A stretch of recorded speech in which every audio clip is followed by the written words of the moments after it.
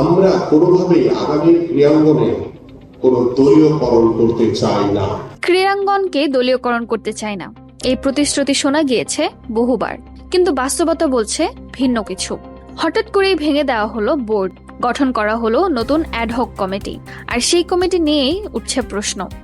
2 বছর ধরে একই কথা, ক্রীড়াঙ্গন হবে নিরপেক্ষ, কিন্তু হঠাৎ করেই ভেঙে দেওয়া হলো আমিনুল ইসলাম বুলবুলের নেতৃত্বাধীন বোর্ড।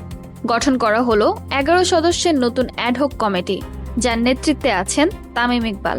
প্রথম নজরেই চোখে পড়ে এই কমিটিতে রাজনৈতিক সংশ্লিষ্টতার ছাপ। সাবেক ক্রিকেটার থাকলেও জায়গা পেয়েছেন মন্ত্রী প্রতিমন্ত্রীদের ঘনিষ্ঠ আত্মীয় স্বজন। প্রশ্ন উঠছে, এটাই কি সেই অরাজনৈতিক ক্রীড়াঙ্গন?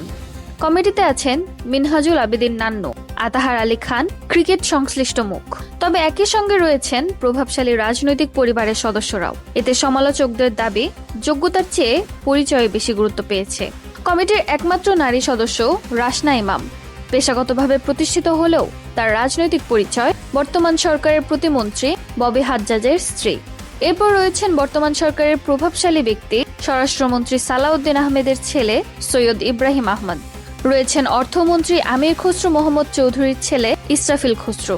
আরও রয়েছেন প্রধানমন্ত্রীর উপদেষ্টা ও সংসদ সদস্য মির্জা আব্বাসের ছেলে মির্জা ইয়াসির আব্বাস।